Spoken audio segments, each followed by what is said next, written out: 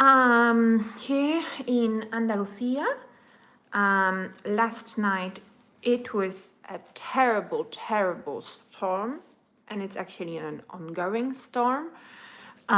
It was so loud that it woke me up in the middle of the night, and I had a few interesting epiphanies because the storm coincided with my very late luteal.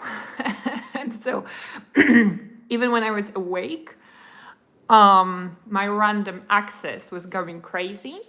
And then also, when I fell back asleep, my dreams were so vivid. And my dreams, from my experience, they absolutely reveal everything there is about my psyche, about my subconscious. Like, my fears are just out there for me to see. My brain and my mind in those terms put absolutely no filters. I'm just like as transparent as I can possibly be to myself, which I actually, at this point in my life, I see as a huge perk, because it's so difficult to work on oneself. And if your body at least makes it slightly easier on you, then, well, why not? That's nice. Okay, so I'm just seeing if I want to put a poll here or a question. Maybe let's go with what a question today, or maybe with a poll. So, do men prefer feminine woman? And question mark. Start the poll. Now I'll move it out of my face if it's possible. Slightly. Okay, it's there. And so, yeah, and before I get down to the, I like the first question. Hola, hola todos. Hi. I'm originally from Poland, but I'm recording today from Spain. Hi, everyone. Hola. And yeah, and I wanted to speak today about men going for feminine women, and how I don't believe that this is just like the biggest phenomenon out there to focus on or something. But I think that we would all agree. Hi, I think that we would all agree that some men go for very feminine women. Yes, Spain is great, even though last night a terrible, terrible storm started, and it's an ongoing storm. It's really harsh. I'm from Poland. Yo soy polaca. And it was pretty scary, actually. It's really like maybe the strongest storm that I've ever experienced in Spain, at least. In Poland, maybe I remember them actually pretty strong as well. But here, especially where I am, it's in Andalusia. Actually, storms usually aren't that. So, I mean, it hardly rains here. So obviously the storms aren't like the most present thing either. I mean, I'm in Andalusia, not Argentina. I've never been to Argentina. And so, yeah, so how about, I will appreciate if you guys vote in the poll. I'm very interested. And I actually agree that at least some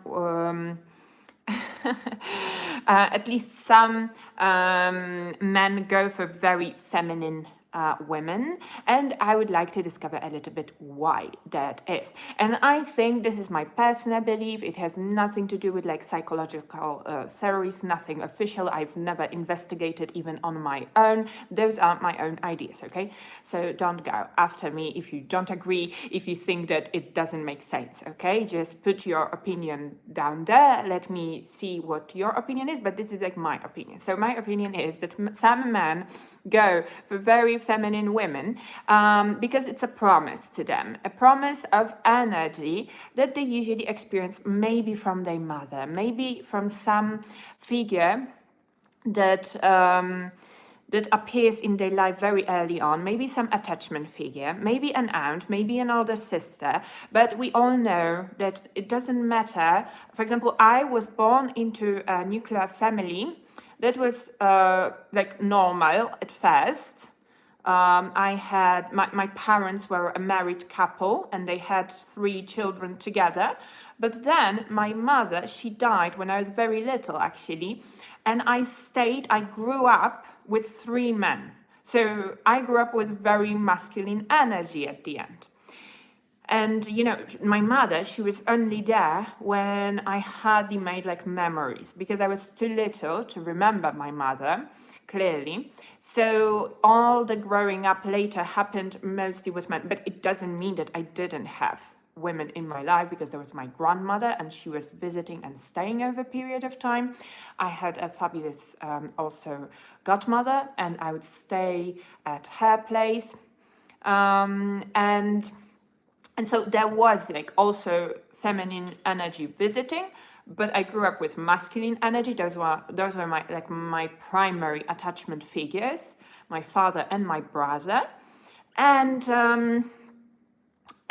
the thing is that I think that it's similar for other people as well. Like it doesn't matter how your nuclear family looks like.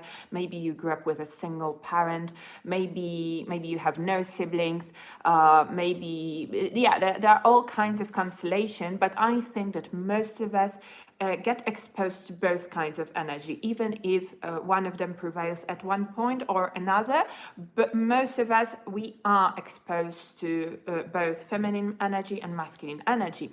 And so, since I believe that it's for girly boys, since I believe that it's like true for most of us, I think that it's also true for men. So men, it doesn't matter if they bond more with their mothers, with their fathers, if they grew up with single mothers, if they grew up with single fathers. I think that they still get feminine energy from somewhere if it's not their mother. This is what I think. And they need feminine energy. Basically, we all need both energies. But I think that especially for us who are heterosexual, well, there is something about that contrast, right? Like I'm a woman, I need a man. Hi. And I prefer feminine women, but they are afraid of me. So I have to settle for masculine women. Remember, please clarify because that's fascinating what you just wrote. I would like to understand it better. Like I would like to understand what you mean by feminine women. If you go more for like how they dress, how they speak, how they, put their hair, how they put their like what do you believe it makes them feminine, and why you believe that they are afraid of you, and finally, what do you mean masculine women? Like you mean women that have short haircuts, or put no makeup on, or speak in a way that is like more masculine? I find it fascinating. I love when men explain those things to me because I have certain theories as a woman, and it's just super cool. So, hi. When I'm feeling my most masculine, I prefer feminine women. That's interesting because it kind of goes against what I believe actually about men. But again, as I mentioned, for those of you who have just joined, today is only about opinions. I've never investigated those topics. 100% just my opinion. Do women prefer blue-collar worker or white-collar worker? Oh my goodness, I think this is getting back to status and not money. Very important, not money, status. And status oftentimes has nothing to do with either colors. Status is oftentimes about the most ridiculous things that people value and something unresolved issues that they have. So I don't believe that there is like a very general answer to that question about white collar, blue collar. Yeah, so thank you for asking about my theory. So my theory is that when a man gets to his masculine, he no longer needs a promise. He just needs things to be delivered to him.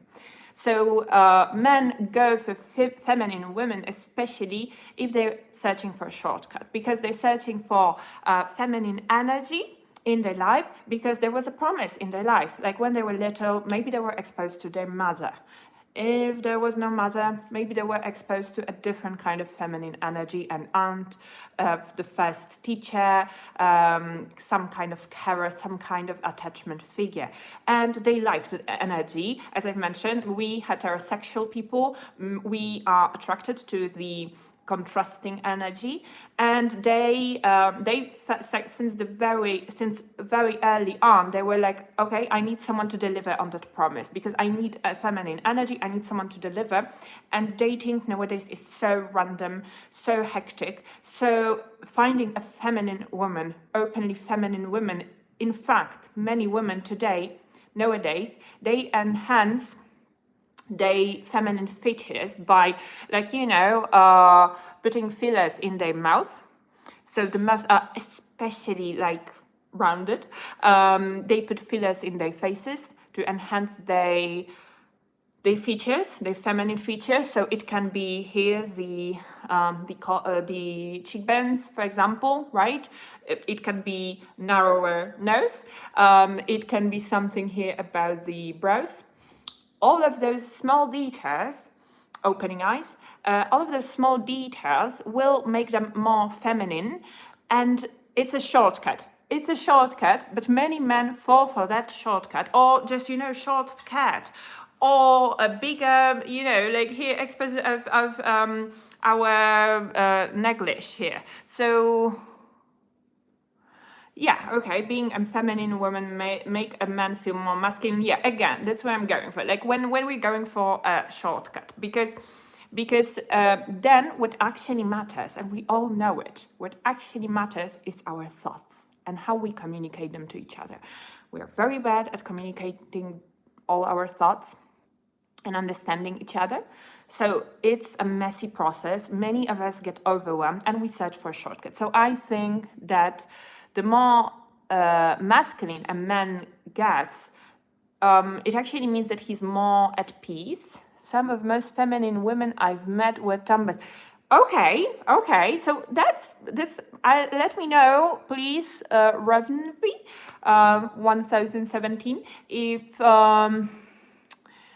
if this is what I'm explaining, like meaning that the essence of the person, our thoughts, our feelings, our soul, like, because this is what in the end matters, right? So let me know if this is what you mean, that they were tomboys and they were feminine, because in the end, yeah, general vibe, exactly. So what we convey, the messages we convey, and so for example, a big thing for relationships. 1 second, I'll just read one more message here. I think the way a woman acts says more about feminine than looks do. Yes, exactly. So the essence gets translated, gets expressed, and then the better we know the person, the less looks matter. So all those feminine enhancers, both in aesthetic medicine, in makeup, in dyeing our hair, and how we put our hair, and how we dress, how feminine is our clothing. All that stops matter that much when we actually open our mouth and start speaking, and also when we behave.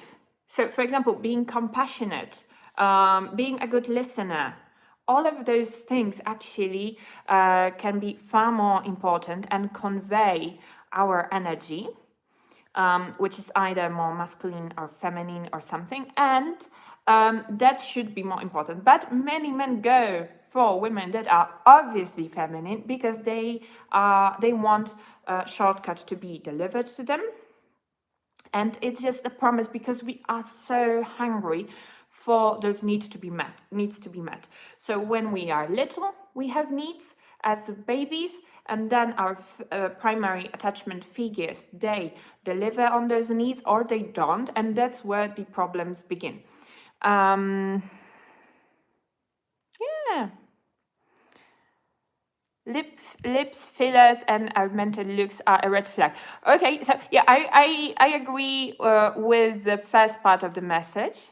Hardcore since 7.4, 7.5, because I absolutely agree. But then the second, I don't believe that it's a red flag. I think that it can be still like a remnant of someone. For example, if a woman does her lips in her 20s, but then she's in her 30s, it's just like those are like remnants of something, like some old decisions. And I think that we grow, we know better. So I don't see it exactly as a red flag, but it gets a little bit suspicious to me if a woman at certain age doesn't learn. So in her 30s, 40s, 50s, 60s, even though it's never too late to learn, but if she continues with those practices, that's a little bit weird to me, because it's in the end it's not important. It's if you go through proper growth, it shouldn't be that important, and it feels like she hasn't grown to me. Maybe even though for some women it's just a part of aesthetics, and also I think that there is a distinction, because some women do it to look younger, and that's where I see it's the problem, because you cannot look younger. You can only look different, not younger, with those kinds of practices. On the other hand, I think that some women may do it to make themselves look more expensive. And that's just, a different vibe, a different style, a different way of, just presenting yourself. And we are all owners of our looks, so to each their own. Yeah, and sometimes it can be an illusion, absolutely. So that's why we need to, I believe, get to know the person. The most feminine women who are dressed well and look like models will keep me at a distance. And okay, so this is the answer, right, that I asked you about.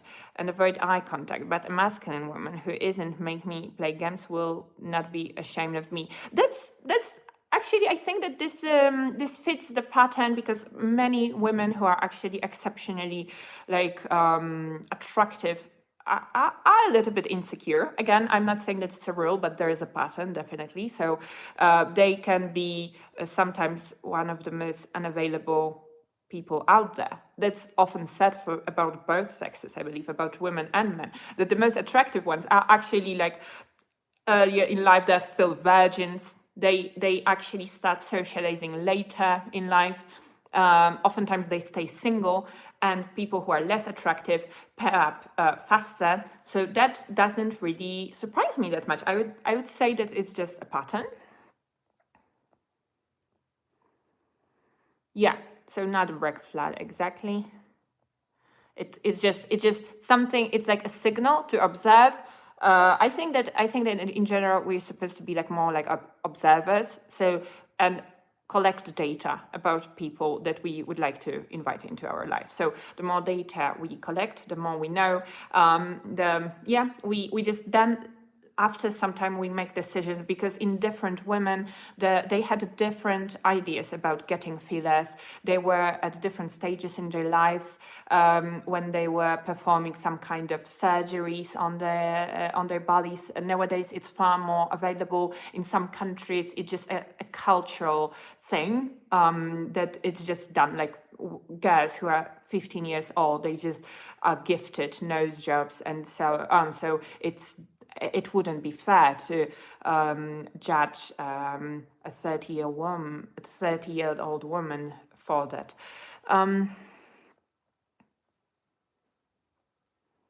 Hola. Okay, yeah, so, and I believe that if a man, then, he gets to his most masculine energy, well, to me, it means that he actually opens also to his feminine side. And so he doesn't need that much of the feminine energy outsourced from a feminine woman. I've been married to the same woman for 33 years. She is a tomboy, but she is also feminine, just as much now as she was in 1994.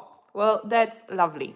Thank you for sharing that. That's such a, that brings light to today's tricky word of dating and pairing up and mating. So that's a lovely message for everyone to here, read here, and get inspired for this Sunday by.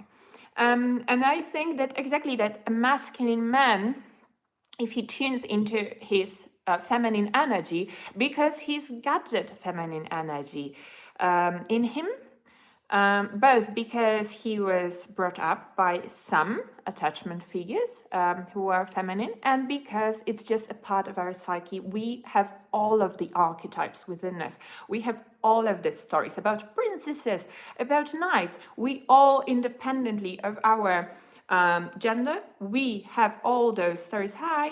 We have all those stories inside of us, and we source them, and we use them, and we shape our behavior, and we shape who we become. I don't call it feminine energy, I call it being soft to her needs. That's lovely. And yeah, and I mean, I don't think that, I mean, especially it wouldn't be me who would like say that there is like a universal vocabulary around it, but that's a very good way of seeing it and calling it. And but I think that that's like a part of my theory, that masculine men find that energy, that feminine energy within them. The more self-sufficient we are, the more prepared we are to hold another human being. So I think that yes, that if men go for very feminine women, it's a shortcut. It's just something that it's a promise of delivering very fast that energy. And I am originally from Poland. I am Polish. And here, maybe something controversial, I don't know, but I also think that masculine energy is very flat. If a man stays just the way they are, without becoming masculine, like par excellence, it's very flat. So there are two ways of becoming actually inspired, successful, I don't know, achieving like superior self-growth. And there are just two ways. Either you get that feminine energy, that feminine element necessary from yourself, because you've got it. It's just developing it. And we've all seen it. We've all seen it, that men, you know, there is also like just like there is that exaggerated feminine energy vibe of like enhancing, like you're a woman and still you're enhancing your feminine features, right? Like because you put in fillers, she puts in fillers, she does some surgery, she dyes her hair, gets extensions, all kinds of practices that are about enhancing feminine looks, like, right? Like you're a woman, but you still need to enhance it.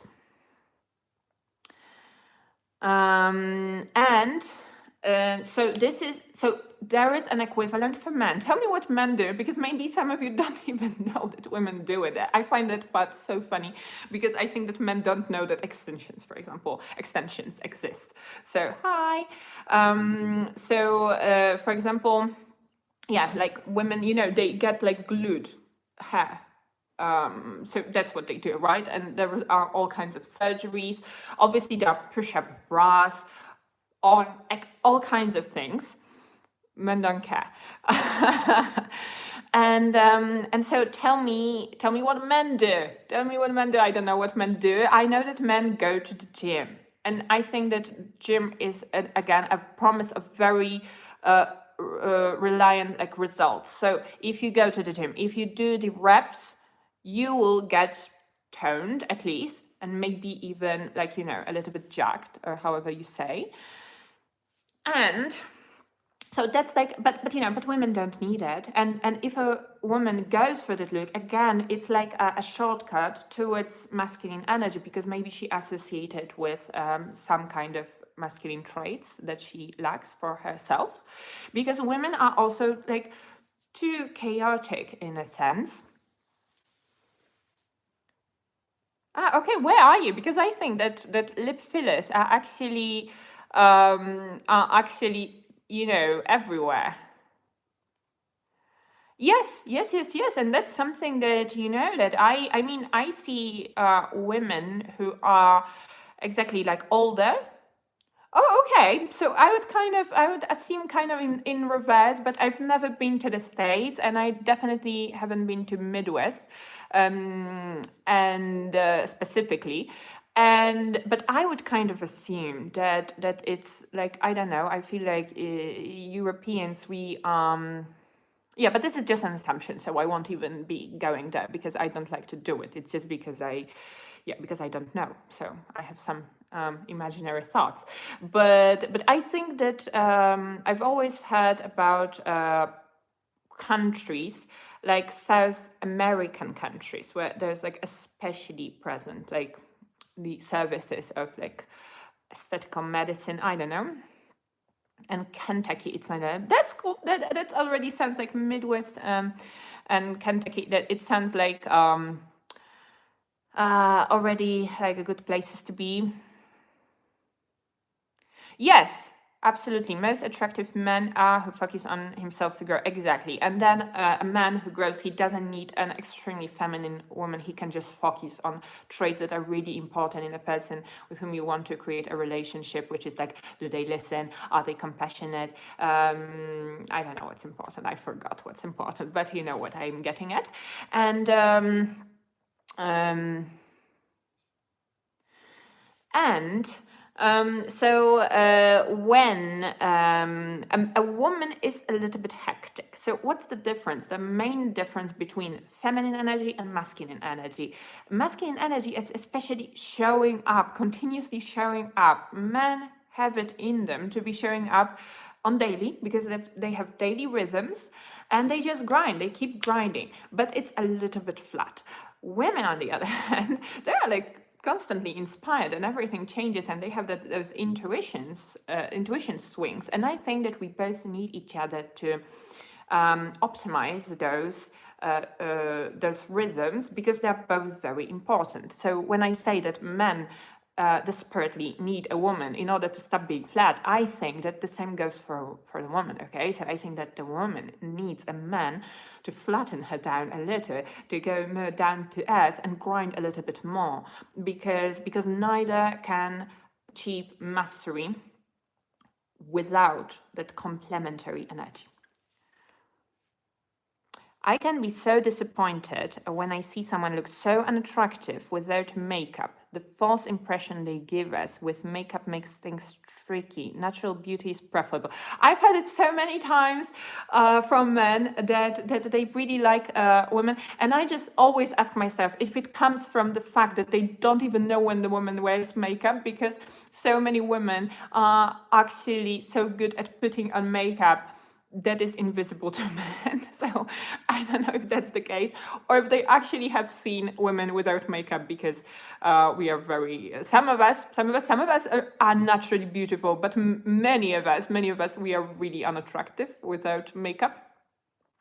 And there's a huge difference, and we can still like put on some makeup that doesn't look, you know, exaggerated, but actually changes our features enough to make us look slightly more civilized. So that's one thing. All exactly. So I don't know if yeah, because as I mentioned, I think that many men don't know what women do to look the way they look. There are so many things that are just, I believe, hidden, and like so many men wouldn't even know that women do them. Oh, yeah, I mean, I think that I wear kind of a lot of makeup. I do like makeup, okay? I really enjoy putting on makeup, and that's something that I actually, yeah, really like. But yeah, but so there are those two kinds of energies, and each one of us, I think, again, my theory, I think that men and women, they can they can either search for that feminine or masculine element within themselves, because we've all have them, and especially nowadays we are just so, information is so available to us. Like if you need feminine energy, don't go for a woman who hasn't grown enough to create something meaningful with you. Just buy a book written by a woman. a woman that you admire. And the same, I do that as a woman. I buy books written by men that I'm inspired by. And that's how I get that masculine element for myself, that I think that complements me, because for a long, long time, I was really stuck in my feminine energy, which was all over the place and so hectic, and I just couldn't figure out. I had like those entrepreneurial tendencies, but I couldn't give them any proper shape. So are women attracted to a man's confidence? I've always heard they are, not cocky, just confident. Absolutely, absolutely. Even though I would say that it's just for a person, because right now I'm also speaking of friendships. I'm just very attracted to people who are just confident. And what I mean by confident, because I definitely don't mean that those are loud people. The older I get, I prefer people who are just like, who just give you a break, like who just don't want to speak all the time, who just, can be there, be good listeners, but also good storytellers. So they give you a break and you show up as a good listener. I think that people who just can be balanced, but confident, and silence takes a lot of confidence. So in that way, absolutely, and never cocky. Cocky is just so short term. It's just a performance, so never performance, just showing up as authentically as possible. But as authentically as possible, again, it doesn't mean that you can have a great car, because because there's car in beauty. Some people see cars as only like status, like showing off your status. But I've met people who really like collect cars, right? That was something that, for me, like, I stopped thinking about cars just as a sign of status. So that's an example. So for women, obviously, like more, because I think that this is what men go for, right? Like gym, cars, and women go for extensions, makeup, Chanel bags. So I mean, a woman can have a Chanel bag, and she can be sophisticated and wise and whatever you want. So it's really about giving a person a chance, and then noticing how they show up in conversation over time, over many conversations. I think that this, and then you see if a person is confident, if they don't need to scream about it, how they pick up bills, how they trip waiters, all those kinds of things. All of it shows how confident you are. Your pacing in conversations, like this is what I would say. Advice for young men on finding a suitable partner and the best ways to approach them. So, Joris, 11. I would take all the pressure off. Like, if you're a young man, there is absolutely no rush. Like, if you're lucky, you'll find that person. Let's say you're in your 20s, you'll get married, you'll have a big family and a long life together. Wonderful. But if it doesn't happen, just take the pressure off, because it's still okay. Like, you will then get to it in your 30s or in your 40s, no problem. So just take the pressure off. Take risks. And be open to meeting people everywhere, both on apps, in real life. Just experiment a little bit, see what works for you, and just always do the right thing. Establish what's the right thing and do the right thing, and you can never go wrong with doing the right thing.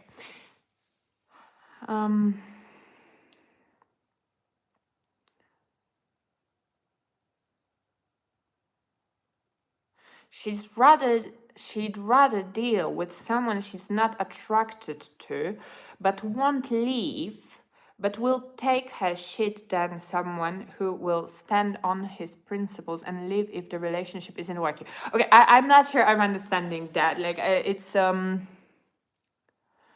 yeah, I mean, many people actually are very practical about choosing their relationships. So I don't know if this is where it's going. Yeah, being honest, absolutely.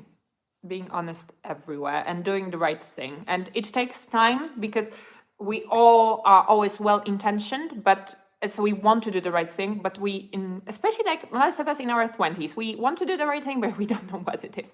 So spending more time on figuring what the right thing is rather than doing the right thing, I think that this is a piece of advice that I would have given to myself if I had that opportunity earlier, because I think that this is where I went wrong. I did a lot of things that were definitely well-intentioned. I had always the best intentions, but I was just so immature. So I always did the right thing. I just hadn't established what the right thing was supposed to really be.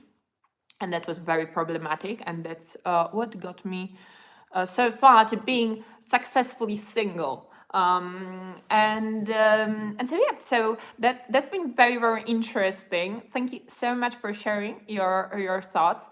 I really, really appreciate it. That was also a lot of discovery for me. And yeah, I just to summarize a little bit. So yeah, I think that going for feminine women, and let's see the results of the poll, 76% would go for feminine women. According to my theory, you've got some work to do. It's far better to go for a woman independently if she's feminine or not.